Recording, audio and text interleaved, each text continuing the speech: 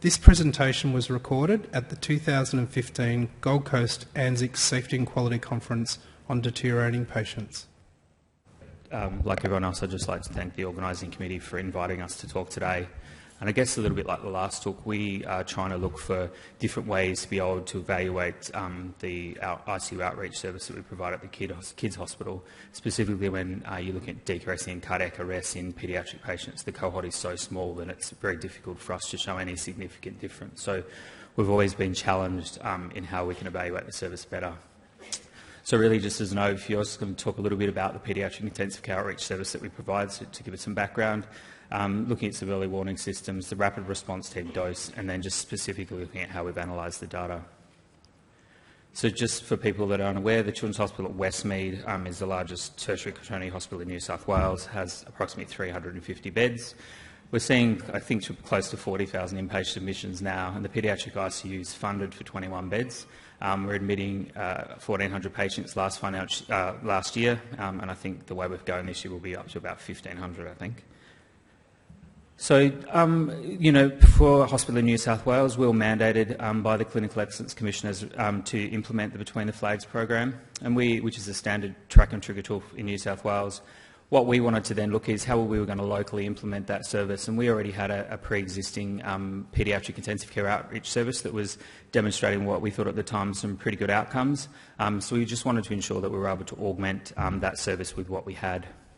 So therefore we went for a two-tiered red zone, and in the two-tiered red zone what we have is the ICU response. So in hours of 7:30 to midnight, that's a nurse practitioner led response from the ICU. So nurse practitioner goes from ICU and the treating team registrar. So it's just a two-person response to the rapid response call. If the patient was imminent arrest or in a code blue situation, then that would be escalated and our team would be much bigger. So just, again, going to literature, and I think everyone's quoting different numbers today, but really starting to think about dose, and there was quite a bit of work done in this in adults, looking at that you needed to have a specific dose of rapid response calls to get yourself to being a mature system, and that was in adults sort of sitting between that 26 to 56, depending on what papers you read. So then we started to ask ourselves the questions, if we're looking at an increase in rapid response calls, is that going to actually lead to a decreased patient mortality, cardiac arrest, unplanned ICU admissions? And I think when we first started out, what we were really starting to look at is we kind of knew early on that your unplanned ICU admissions weren't going to significantly change. We're a mixed high dependency ICU, so what we then started to ask the question, were we going to admit more patients as high dependency patients as opposed to coming to the ICU as ICU patients, and then looking at our length of stay to do that. So we really wanted to then start drilling down further. In paediatrics, there was not a lot of studies around this area, but again, sort of showing that the median was 9.6 calls per 1,000 admissions, but the cohort of patients is much smaller.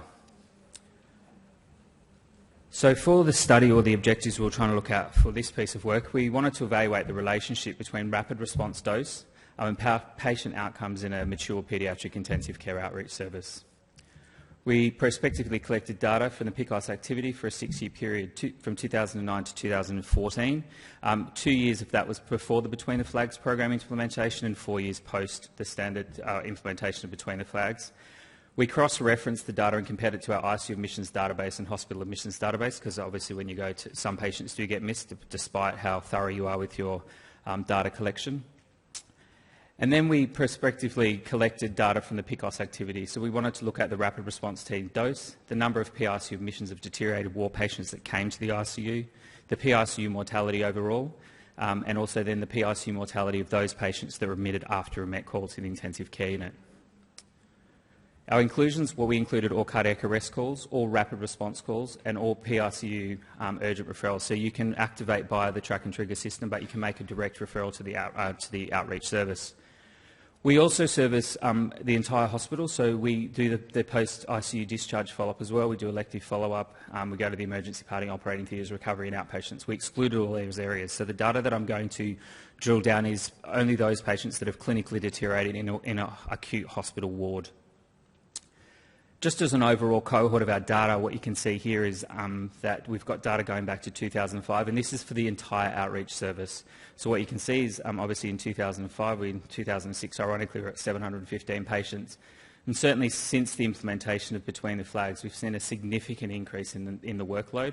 But what you can see, interestingly, and it'll be interesting to see how we track for 2015, is that we've got to a point towards 2013, 2014, where our numbers are fairly similar. So it'll be interesting to know, we're looking at this exponential growth, but overall for 2014, we actually had a smaller number of calls. So is this for us starting to ask questions, are we at a level that we're mature, are we capturing the patients? What I'm going to drill down now is, as I said, specifically those ward patients that deteriorate in the acute wards of the hospital.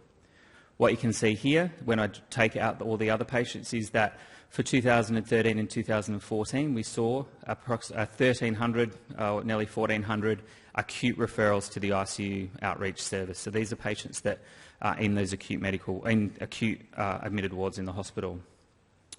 So we start then correlating that to the dose. Then we can look at, for our urgent calls, what we started off in 2009 was 20 calls per 1,000 admissions, and now we're sitting at around 43 calls per 1,000 admissions. That's in the blue. In the red graph, what I've done is I've looked at the PICU admissions per 1,000 admissions after an urgent call. And what you can see across all years is there's been no significant change in the number of patients we're actually admitting to the intensive care unit. So that, despite all the systems, the increased workload outside of ICU, we've shown no increase in the number of patients actually coming to the ICU post a call. When we then started asking some more questions, the average length of stay, what we can also see since the inception way back, and I think sort of 2005, we've sat about 10 days post-admission to ICU, and we've reduced that now down to about 6 days. Now, does that purely answer the question of, are we seeing patients early, are we treating them more efficiently? That is one question. I guess there's other things around all the other constraints around the health system about access block and access to the ICU. But, if it was access block, then our days would be higher. We just started to look at some clinical interventions, particularly about ventilation, and we're starting to look at non-invasive ventilation, invasive ventilation and no ventilation. And what we can see is from 2009 we've had an exponential growth in the number of patients requiring non-invasive ventilation and a reduction in patients. There's less patients requiring no ventilation, and the invasive ventilation has gone up from 2012 to 2014. The growth in non-invasive ventilation, particularly in the paediatric environment, could be related to the fact that there's many more devices available for us now to be able to provide non-invasive ventilation to paediatric patients, so which was something that wasn't available in the sort of until the early 2000s. So now we start drilling down to some of the interesting stuff. So what we've got now is this is plotting the overall PICU mortality with the mortality of those patients admitted to ICU after a MET call.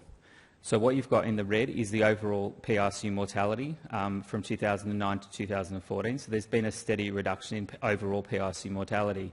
But interesting, when you plot that with the MET mortality of patients after being admitted from a MET call, there's been a significant reduction in the mortality of those patients coming to the ICU.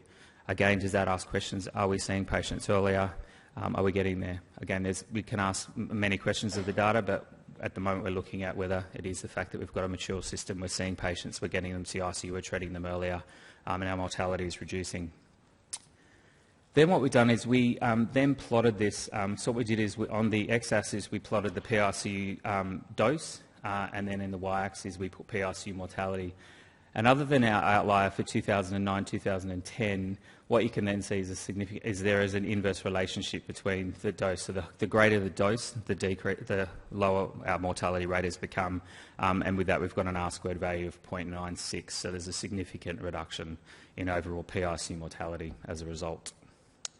So in conclusion, for us, the implementation of the Between the Flags program has shown a significant increase in rapid response team dose.